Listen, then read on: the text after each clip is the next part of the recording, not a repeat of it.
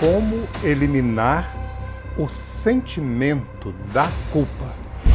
Olha, a culpa nós precisamos procurar identificar bem. Às vezes nós convivemos com pessoas que já têm isso muito presente. Às vezes é um padrão familiar, às vezes é um padrão mais da mãe, às vezes é um padrão mais do pai, às vezes é um padrão mais da avó ou do avô, tá? Ou de irmãos mais velhos. E nós podemos, às vezes, conviver com um padrão geral ali do funcionamento familiar que é muito cheio de culpa, tudo, né, se sente culpado. Às vezes falamos até de uma consciência escrupulosa, a pessoa sente culpa por tudo. Mas às vezes não é o padrão geral ali da família. São pessoas, uma ou outra, que têm esse funcionamento. Então é muito importante quando eu sempre estou com a sensação assim de culpa, muita culpa, né? Eu olhar primeiro para o meu sistema familiar. Identificar ou o sistema geral ou pessoas que tiveram grande influência, têm às vezes grande influência ainda na minha vida, e ali perceber, nossa, como a minha mãe era cheia de culpa, né? E meu pai era assim, ou só minha mãe era assim, ou sou meu pai, né?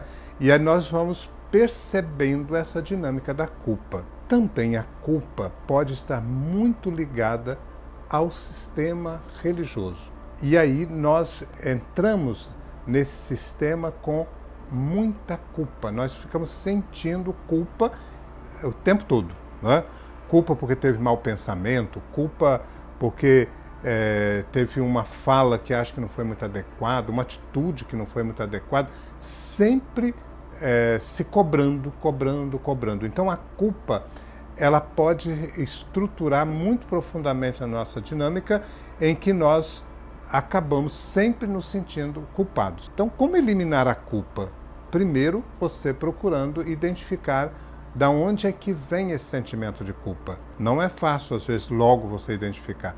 Porque não é assim, parei para pensar já, percebi, é lá na minha família. É o meu sistema religioso, o discurso, né? O que do discurso religioso vem?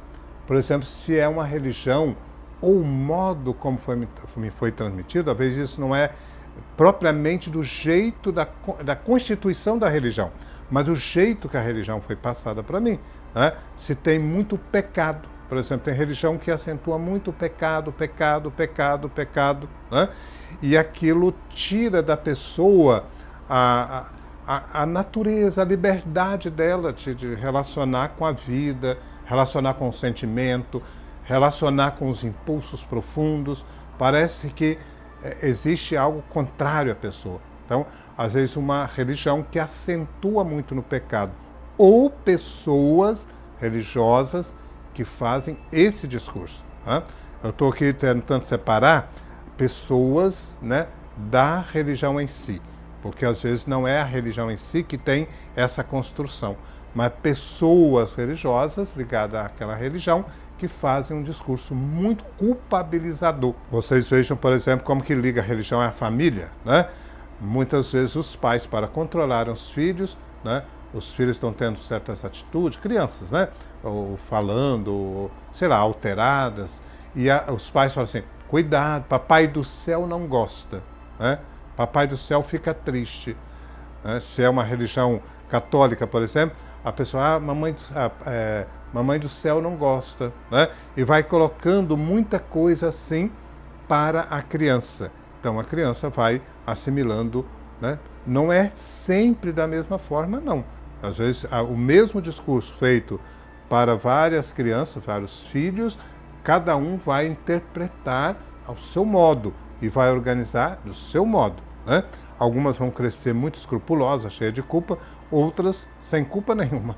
Esse mistério de como isso nos atinge ou não, né? Isso é muito de cada história de cada pessoa, né?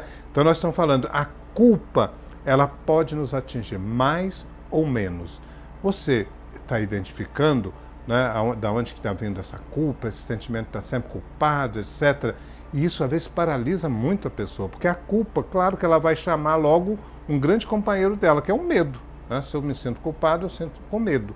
Medo de me expressar, né? Medo de me mostrar, porque vem sempre a sensação de que o que eu vou falar vai estar errado, ou eu posso falar uma coisa que isso, nossa, não era bem assim, não poderia dizer assim, mas sempre na culpa, sempre na culpa. Então, o sentimento de culpa, nesse sentido, ele é muito patologizante, né? Uma patologia. Agora, tem um outro aspecto da culpa, muito importante, que é uma culpa saudável. Por exemplo, eu me dar conta de que eu fiz algo que não deveria ter feito assim. Então, me sinto culpado, né? E assumo a culpa. Falo, olha, eu sou o culpado disso ter acontecido dessa forma. Isso é totalmente diferente da culpabilização, de ficar naquela coisa que não sai, agarrado numa culpa que é patologizante. É uma culpa saudável. É a pessoa reconhecer que ela fez algo errado, que não deveria ter feito daquela forma. Então isso é uma culpa saudável. Nós precisamos prestar atenção que a culpa saudável, ela ajuda muito nas relações. Suponhamos que eu tive uma atitude que atingiu profundamente uma outra pessoa, né? Eu tenho a humildade, que aí a culpa saudável, ela vai trazer uma grande companheira, que é a humildade. Humildade vem de humus, né? Chão. Eu tenho os pés no chão. Né? Eu não vou fazer um discurso, uma narrativa para justificar o meu erro.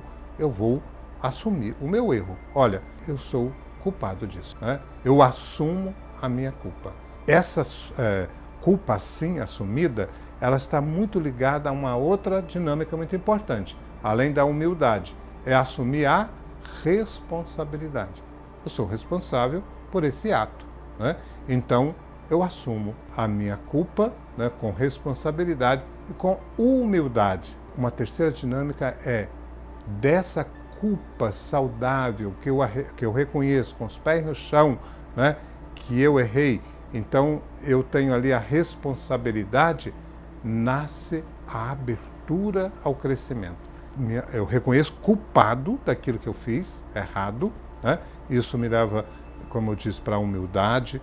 Eu vou então assumir a responsabilidade, né? Eu abro ao crescimento. Isso é maravilhoso, porque eu aprendo, né, com aquilo que eu reconheço como culpa, né? Eu sou culpado dessa situação, né? Então isso é muito importante, isso é maturidade, tá?